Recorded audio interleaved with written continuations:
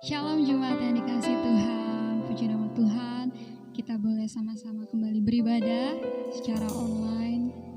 Biarlah kita mau tetap terus buka hati kita mau biarkan Roh Kudus masuk dalam hidup kita. Mari saya undang kita semua untuk berdoa. Tuhan Yesus yang baik, terima kasih Bapa, kami pada pagi hari ini Tuhan ingin memulai ibadah kami. Kiranya Kau menyertai kami Tuhan, di rumah kami masing-masing Tuhan, biarlah lawatan-Mu terus ada Tuhan. Terima kasih Bapa, kami serahkan semuanya dalam tangan-Mu. Haleluya Tuhan. Mari saya undang kita semua untuk menyembah Tuhan. Haleluya. Terima kasih Tuhan.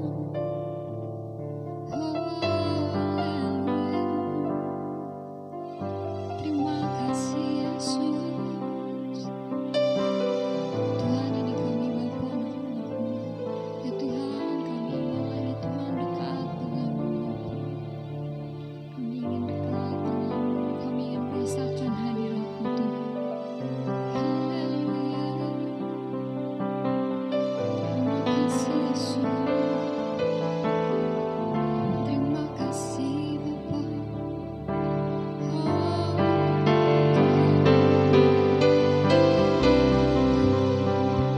Kami mau katakan Tuhan, kami mau dekat dengan-Mu Bapa. Terima kasih Yesus.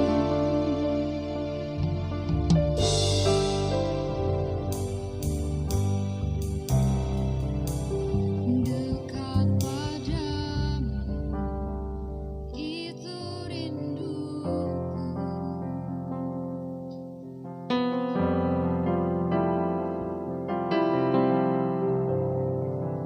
Setiap kataku, Kau pun menunggu.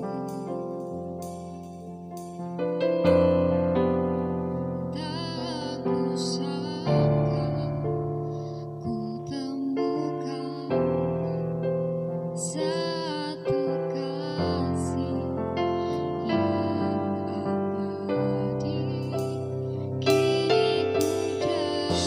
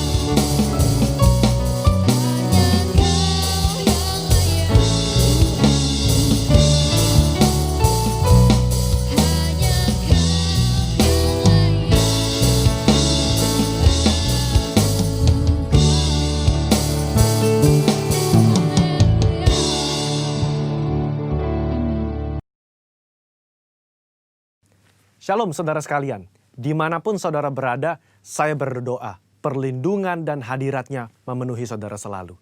Kita akan membahas mengenai apakah boleh orang percaya menghardik setan dan juga sakit penyakit.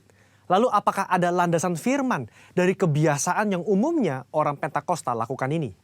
Sampai hari ini kita masih mempercayai bahwa Allah masih mau melakukan mujizat di tengah-tengah dunia. Baik itu mujizat kesembuhan, kelepasan dari keterikatan, maupun providensia Tuhan di keseharian hidup kita. 1 Korintus 3 ayat 9 jelas berkata bahwa kita adalah kawan sekerja Allah di dunia ini. Dan Yesus mengutus umatnya untuk memberitakan Injil sembari mengusir setan demi namanya dan mendoakan mereka yang sakit. Di tengah dunia yang dipenuhi oleh sakit penyakit dan banyak kelemahan ini, apa yang dapat umat Tuhan lakukan secara rohani bagi keselamatan negeri kita? Kita berdoa dan menghardik sakit penyakit ini agar Allah berpekara dan mengadakan mujizatnya. Khususnya bagi Indonesia yang sedang dilanda COVID-19. Hal ini dilandasi dan dipagari oleh 4 hal. Yang pertama, teladan Yesus yang melakukan mujizat supernatural. Di dalam perjanjian baru, tercatat ada 7 kali Yesus mengusir setan dalam kitab Matius, Markus, dan Lukas. Dan begitu banyak catatan Yesus menyembuhkan mereka yang sakit, baik secara perorangan maupun secara kalayak ramai. Kalau kita adalah kawan sekerja Yesus dan percaya bahwa kita diberi kuasa oleh Roh Kudus untuk mengusir setan dan menyembuhkan sakit penyakit, maka kita pun akan berlaku demikian. Pengetahuan Alkitab kita akan lebih kuat jika disertai oleh pengalaman iman yang sama. Kita membaca bahwa Yesus sering melakukan kesembuhan. Dia memberikan kuasa yang sama kepada para murid. Seperti di dalam Lukas pasal yang 9 ayat yang pertama. Dikatakan, maka Yesus memanggil ke-12 muridnya. Lalu memberikan tenaga dan kuasa kepada mereka untuk menguasai setan-setan. Dan untuk menyembuhkan penyakit-penyakit. Nah, secara global, umat Pentakosta meyakini bahwa orang percaya di zaman now juga diberikan kuasa untuk menghardik dan menyembuhkan. Gembala sidang kita Paniko mendapatkan tuntunan untuk melakukan KKR kesembuhan ilahi di dalam dan luar negeri. Tercatat sudah ada 318 kali KKR yang dilakukan dari tahun 2006 sampai 2019. Dan juga lewat program TV yang disaksikan oleh jutaan orang yang mengalami hadirat Tuhan. Ribuan orang mengalami kesembuhan yang juga disaksikan oleh banyak orang. Itu adalah pengalaman rohani tak terbantahkan yang memperkuat pengetahuan umat tentang karakter Allah yang penuh kasih itu. Kalau kita membaca sejarah kegerakan Pentakosta secara global, maka saudara akan melihat begitu banyak mujizat supernatural yang Tuhan kerjakan lewat hamba-hambanya di berbagai belahan dunia. Itu semua semata-mata karena Allah mengasihi jiwa-jiwa dan Ia ingin semua orang diselamatkan. Yang kedua, otoritas firman Tuhan. Di dalam kehidupan orang percaya, firman Tuhan menjadi dasar dari apa yang kita lakukan sehari-hari. Kalau pertanyaannya adalah, apakah orang percaya boleh menghardik sakit penyakit dan setan? Tentu kita melihat dari teks Alkitab bagaimana Yesus dan para rasul melakukannya. Di dalam Lukas pasal yang keempat, ayat yang ke-39, mertua Petrus sakit demam keras. Petrus meminta Yesus untuk datang.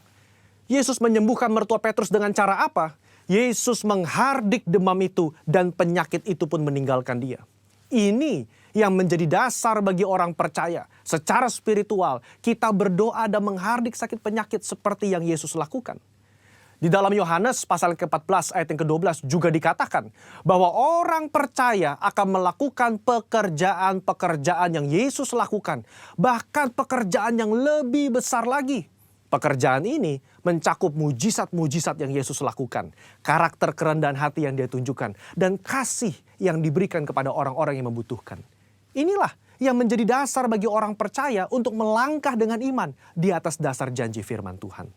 Poin yang ketiga, ketaatan kepada pemerintah. Ketika gereja mengajak umatnya untuk berdoa syafaat bagi negeri ini, bukan berarti kita tidak mentaati pemerintah dalam melakukan physical distancing atau memakai masker. Roma 13 jelas mengajarkan bahwa orang percaya diminta untuk taat dan patuh kepada pemerintah sebagai hamba Allah di dunia untuk kebaikan kita. Dalam konteks pandemi COVID-19, maka ketika kita berdoa, menghardik pandemi ini agar cepat selesai, pada saat yang bersamaan kita juga mentaati peraturan pemerintah dalam mematuhi protokol kesehatan. Poin yang keempat, menantikan waktunya Tuhan. Ketika kita berdoa syafaat dan melakukan tindakan iman seperti menghardik hal semacam ini, tidak terlepas dari kedaulatan Tuhan. Iman yang rasional membuat kita terus-menerus berdoa dan berharap hanya kepada Tuhan, sembari mengetahui bahwa jalan manusia bukan jalannya Tuhan. Rancangan manusia bukan rancangannya Tuhan. Contoh, ketika Daud berdoa dan berpuasa demi anaknya yang sakit, sebagai penghakiman Tuhan atas hubungannya yang salah dengan Batsheba, dia melakukannya dengan tidak jemu-jemu. Tetapi ketika Tuhan berkata lain dan anak itu harus mati, maka Daud segera bangkit. Dia makan dan kembali beraktivitas. Apa yang dapat kita pelajari? Orang percaya diminta untuk terus berdoa dengan tidak jemu-jemu. Tetapi jawaban final ada di tangan Tuhan. Rentang waktu ketika kita mulai berdoa sampai adanya jawaban dari Tuhan dapat digunakan sebagai waktu pertobatan dari sisi manusia dan juga waktu untuk mencari hadirat Tuhan. Saudara, apa kesimpulannya? Iman yang rasional bukanlah iman yang buta dan gegabah. Iman yang melibatkan akal budi dan pikiran kita sangat diperlukan dalam meresponi pandemi COVID-19 ini. Kita tetap mempercayai mujizat Allah di tengah bangsa kita. Kita berdoa untuk pemerintah agar diberi hikmat menyelesaikan pandemi ini. Dan kita pun mentaati protokol kesehatan, menjaga jarak, mencuci tangan, dan memakai masker. Saya berdoa agar kita semua mau ambil bagian untuk berdoa dan bersyafaat bagi bangsa Indonesia. Saudara-saudara, untuk penjelasan lebih lengkapnya dari tim teologi kami, jangan lupa buka link yang ada di atas atau scan barcode yang tersedia. Tuhan Yesus memberkati saudara sekalian. Amin.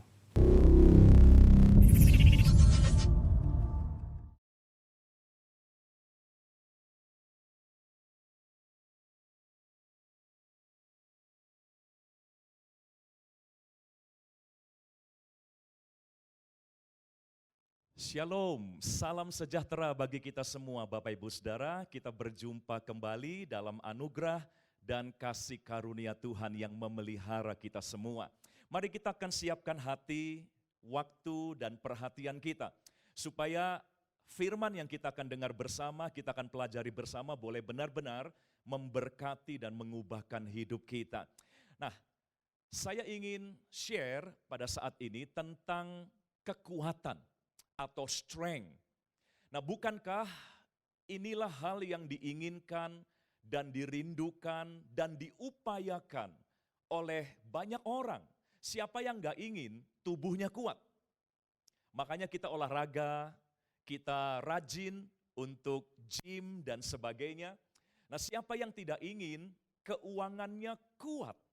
Ya, siapa yang tidak ingin kedudukannya kuat? Bicara kekuatan, maka itulah harapan dan kerinduan semua orang. Dan kita berani bayar berapapun harganya untuk mendapatkan kekuatan itu. Nah, terutama dalam masa-masa pandemi ini, Bapak Ibu Saudara, di mana ada banyak tantangan, krisis, dan kehidupan yang semakin berat, maka kita rindu agar rumah tangga kita kuat, iman kita kuat, pengharapan kita kuat. Saya percaya kita tidak hanya ingin hidup kita indah, tetapi juga harapan kita adalah hidup kita kuat dan mampu bertahan menghadapi segala tantangan yang ada. Saya akan ajak kita melihat firman Tuhan dalam Efesus pasal yang ke-6 ayat yang ke-10.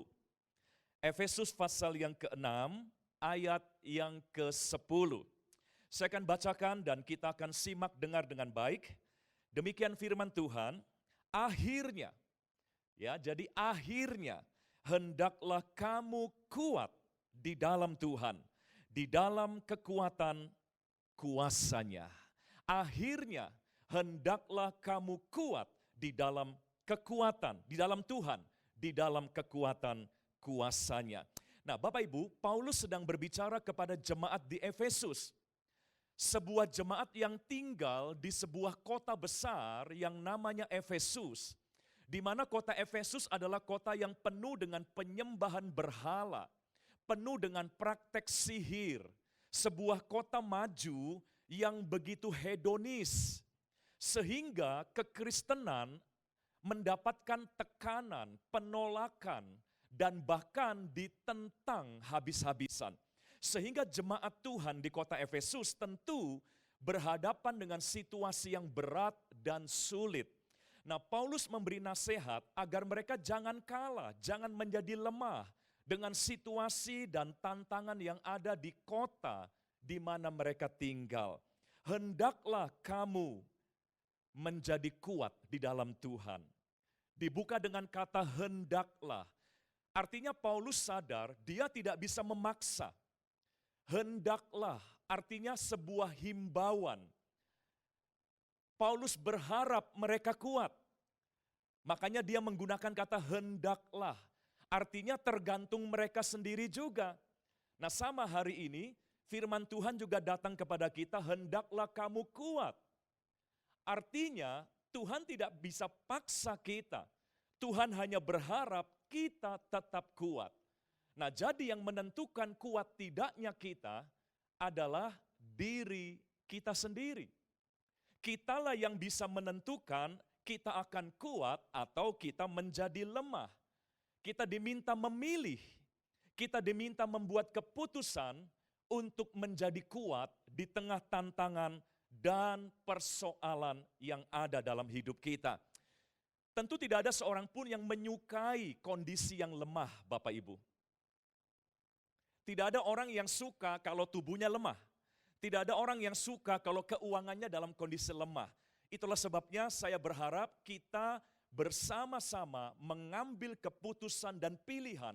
Sekalipun keadaan tidak mendukung, sekalipun keadaan justru bertolak belakang, tetapi tetap Tuhan menghendaki kita memilih untuk menjadi kuat. Ya, ada contoh yang Daud tunjukkan untuk kita semua. Saya mau tunjukkan dalam 1 Samuel pasal 30 ayat yang ke-6. 1 Samuel pasal 30 ayat yang ke-6. Saya akan bacakan demikian firman Tuhan. Dan Daud sangat terjepit. Kita juga sedang terjepit dengan berbagai macam krisis yang ada. Dan Daud sangat terjepit karena rakyat mengatakan hendak melempari dia dengan batu. Nah, seluruh rakyat itu telah pedih hati, masing-masing karena anaknya laki-laki dan perempuan. Kalimat terakhir penting untuk kita perhatikan. Tetapi Daud menguatkan kepercayaannya kepada Tuhan Allahnya. Tetapi Daud menguatkan kepercayaannya kepada Tuhan Allahnya. Artinya Daud mengambil pilihan untuk tetap kuat. Sekalipun ada banyak tekanan, himpitan yang seharusnya membuat dia lemah. Kalau Daud bisa menjelaskan kepada kita kenapa dia mengambil pilihan untuk menguatkan kepercayaannya, mungkin dia akan bilang lemah itu enggak enak. Makanya jangan memilih untuk tetap menjadi lemah. Jangan memilih untuk ditentukan menjadi lemah oleh keadaan.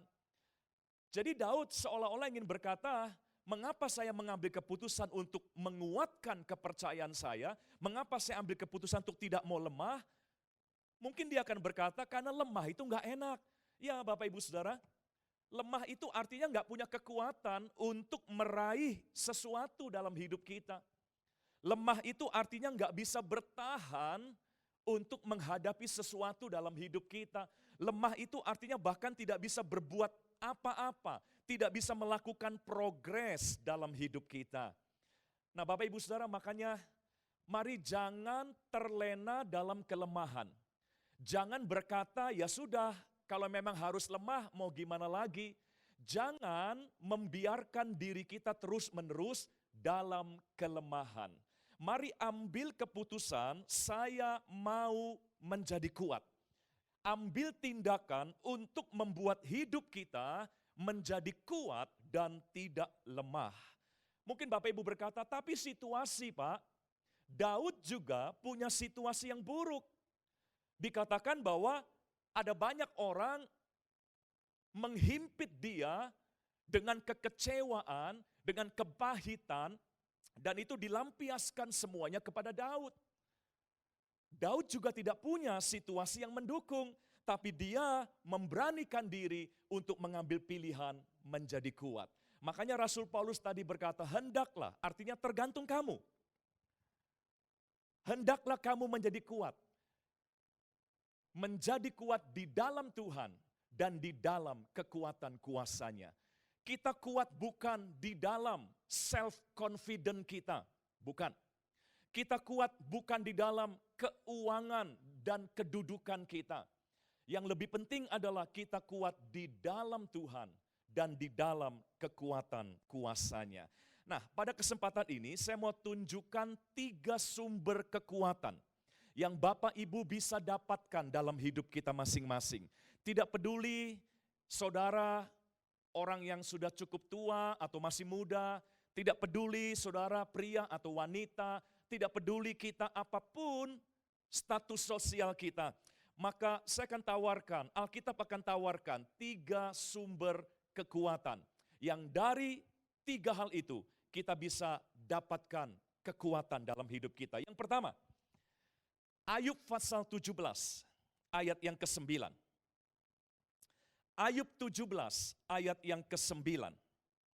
Firman Tuhan berkata begini, meskipun begitu orang yang benar tetap pada jalannya. Nah, kalimat terakhir perhatikan, dan orang yang bersih tangannya bertambah-tambah kuat. Saya ulangi, kalimat terakhirnya bagus sekali untuk kita perhatikan. Orang yang bersih tangannya bertambah-tambah kuat. Jadi sumber kekuatan yang pertama adalah pembersihan kehidupan kita.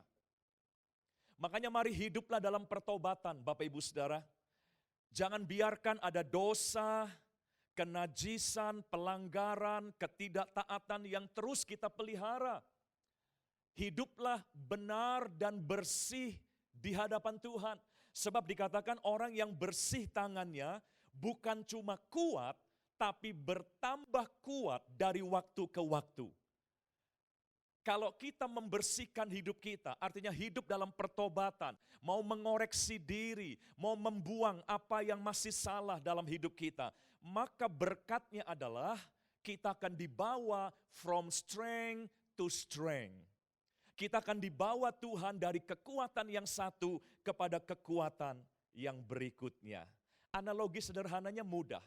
Lingkungan yang bersih akan membuat kehidupan menjadi kuat.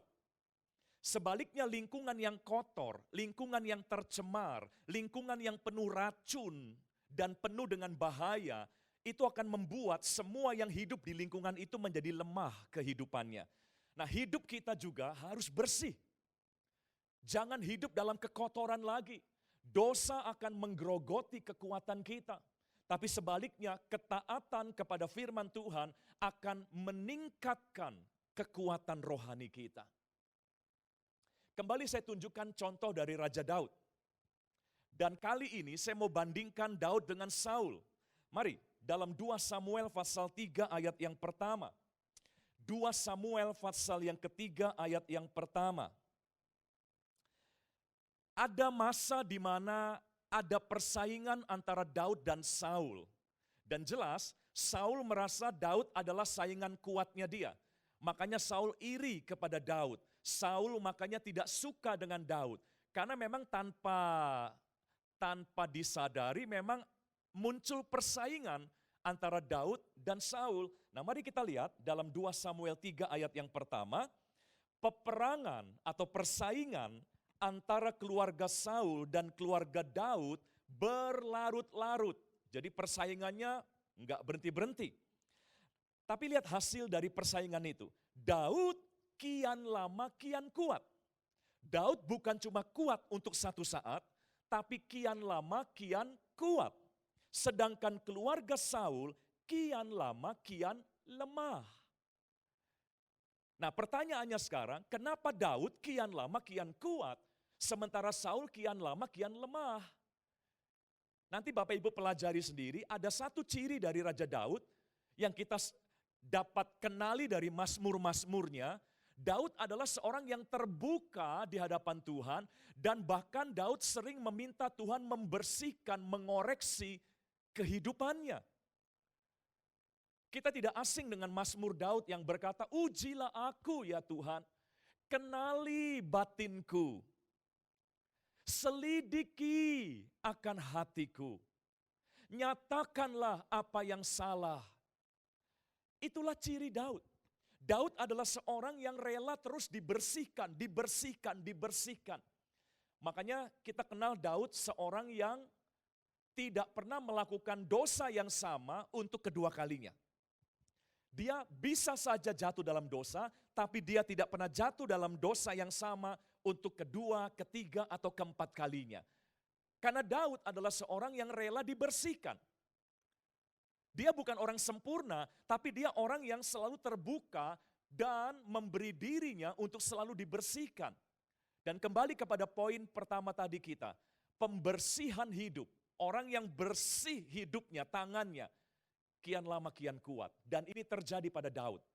Sementara Saul kian lama kian lemah. Kenapa? Karena Saul berbeda dengan Daud. Saul adalah orang yang anti koreksi.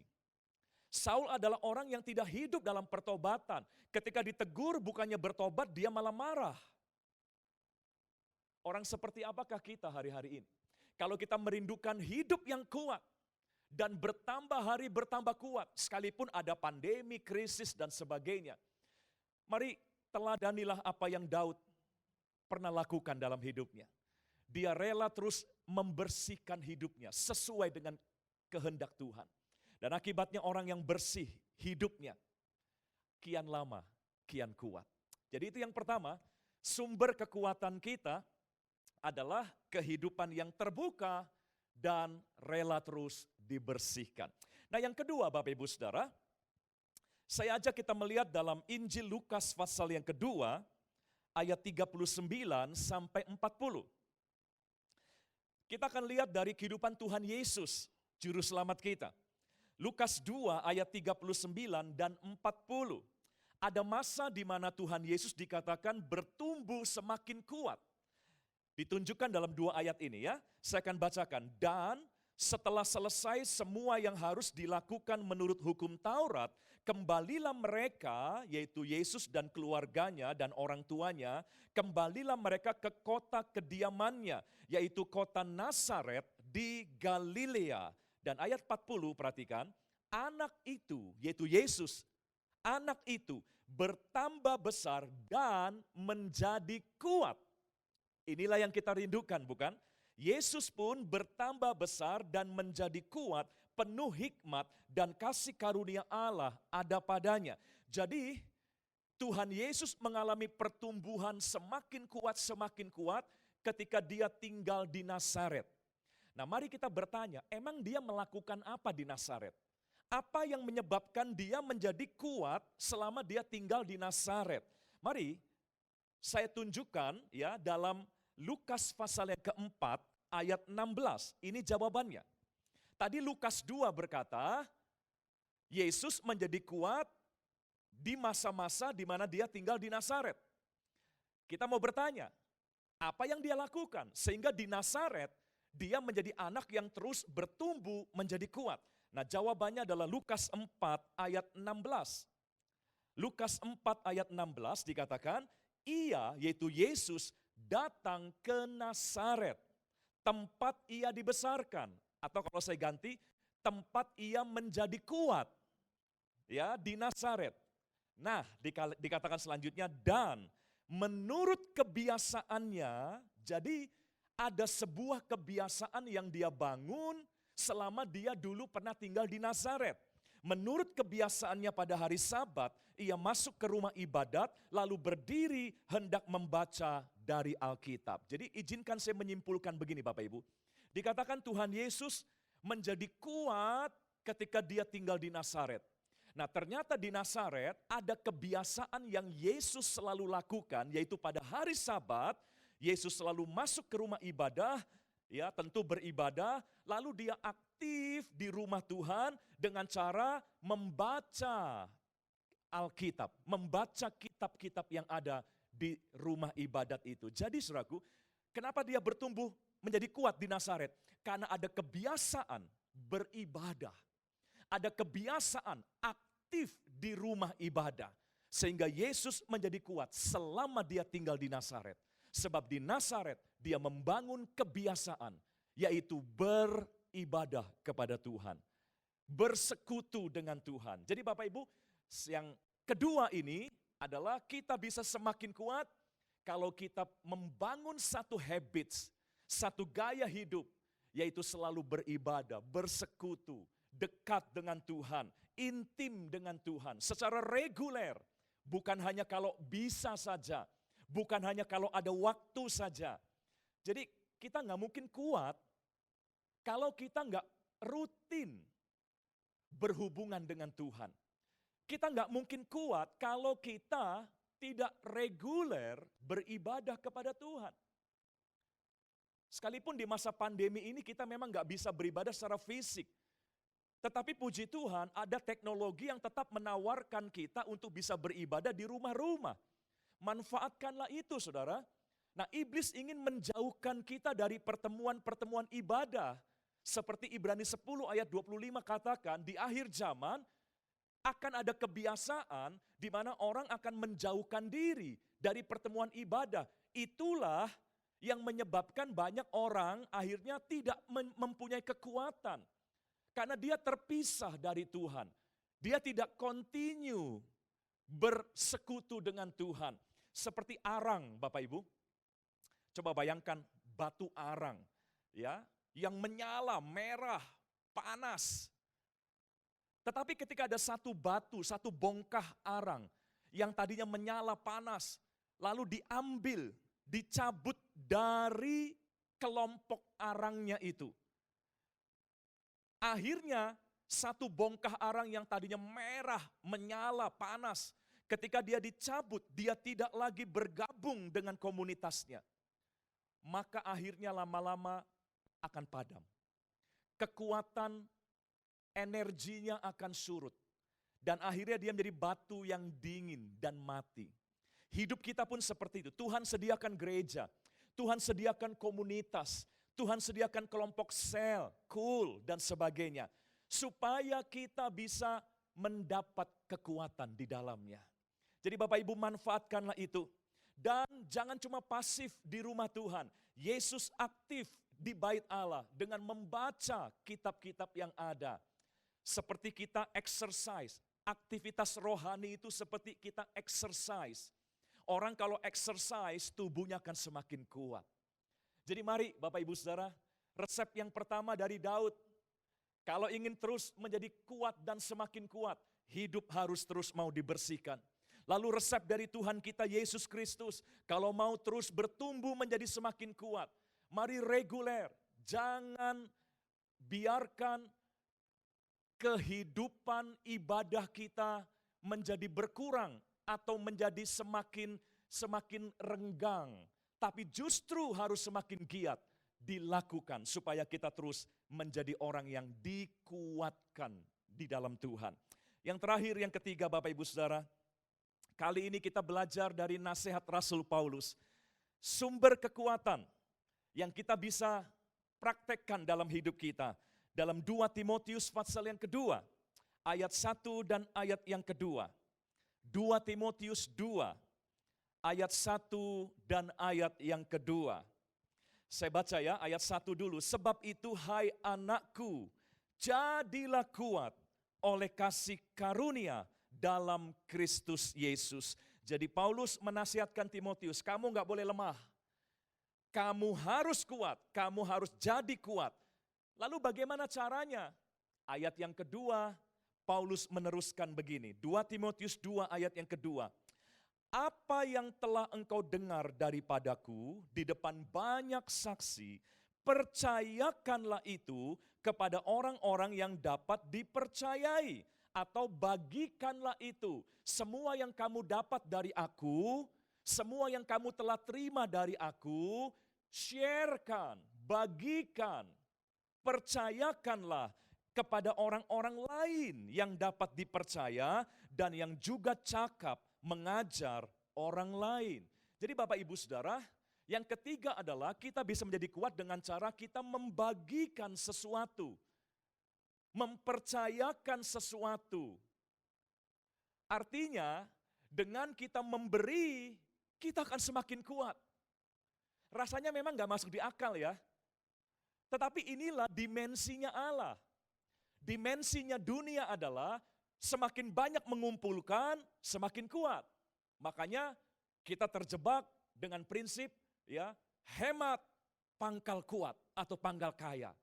Itulah dimensinya dunia. Tapi dimensinya Allah, semakin kita bermurah hati, semakin kita banyak menyalurkan, semakin banyak kita menjadi berkat, kita akan semakin kuat. Paulus mendidik Timotius, kamu harus kuat. Itu ayat yang pertama tadi. Caranya gimana? Ayat yang kedua Paulus beritahu, semua yang kamu telah terima dari aku, bagikan kepada orang lain. Percayakan pada orang lain. Jadi Bapak Ibu Saudara, tetaplah jadi orang yang bermurah hati. Tetaplah generous di tengah situasi yang memang tidak baik ini. Sebab Tuhan berjanji orang yang banyak menyebarkan harta akan semakin kuat dan diperkaya. Mari saya akan tunjukkan Amsal pasal 11. Amsal 11 ayat 24 dan 25. Amsal 11 ayat 24 dan 25. Amsal ditulis oleh seorang yang berhikmat. Seorang yang tahu bahwa itu kebenaran. Dia tidak mungkin menuliskan sesuatu yang salah. Ini bukan hoax. Ini bukan hoax. Ini fakta yang dia lihat dalam kehidupannya. Dia tulis begini, ayat 24. Ada yang menyebar harta, tetapi bertambah kaya. Finansialnya bertambah kuat. Justru ketika semakin bermurah hati, begitu ya. Ada yang menghemat secara luar biasa, namun selalu berkekurangan. Itu dimensi dunia. Lalu ayat 25 dikatakan, siapa banyak memberi berkat, diberi kelimpahan. Siapa memberi minum, ia sendiri akan diberi minum. Jadi Bapak Ibu Saudara, mari raihlah kekuatan dalam hidup kita. Ketika Tuhan berkata, hendaklah kamu kuat. Tuhan juga sediakan caranya, sumber-sumbernya, supaya kita menjadi kuat. Saya ulangi yang pertama, jangan hidup dalam kekotoran lagi. Bersihkan hidup kita. Kalau hidup kita bersih, kita akan semakin bertambah kuat. Lalu yang kedua, pertahankan gaya hidup, kebiasaan, di mana kita selalu dekat dengan Tuhan, beribadah kepada Tuhan. Maka itu akan membuat kita seperti Yesus, bertumbuh menjadi semakin kuat. Dan yang ketiga, masuk dimensinya Tuhan, bermurah hati, jadi berkat, jadi saluran, terus jadi saluran dalam banyak hal. Bukan hanya dalam hal keuangan, ya, tetapi dalam banyak hal, perhatian, doa, dukungan, dan sebagainya. Maka setiap orang yang bisa membagikan sesuatu, mempercayakan sesuatu, dia akan semakin bertambah kuat. Bapak Ibu, harapan dan doa kita, doa saya, tim penggembalaan yang ada, semoga Bapak Ibu terus semakin hari semakin kuat. Dunia boleh semakin hari semakin lemah, tapi orang-orang yang mencintai Tuhan akan semakin hari semakin kuat. Tuhan memberkati kita dimanapun kita berada. Mari kita tundukkan kepala kita berdoa bersama. Bapa di surga, terima kasih. Dalam waktu dan kesempatan yang baik ini, Tuhan kembali sudah memberkati kami dengan firman-Mu. Tuhan, kami sepakat dengan semua yang telah mendengar firman-Mu hari ini. Kami tidak mau menjadi lemah. Kami tidak mau terjebak dalam kelemahan-kelemahan yang akhirnya akan merugikan kehidupan kami. Kami mengambil keputusan untuk kami mau bangkit menjadi umat yang kuat. Berbicaralah terus dalam hidup kami, tuntunlah kami, agar kami tidak salah melangkah di tengah dunia yang semakin membingungkan ini. Kasih karunia-Mu terus memelihara, memberkati seluruh umat-Mu dan semua kami dimanapun kami berada. Terima kasih Bapa di surga. Bapak Ibu Saudara, sekarang mari kita buka hati bersama, angkat kedua tangan kita. Inilah firman Tuhan bagi kita semua. Tuhan memberkati dan melindungi engkau. Tuhan menyinari engkau dengan wajah-Nya dan memberi engkau kasih karunia. Tuhan menghadapkan wajah-Nya kepadamu dan memberi engkau damai sejahtera. Di dalam nama Tuhan Yesus Kristus, mari kita yang percaya kita bersama katakan, amin. Tuhan memberkati kita semua.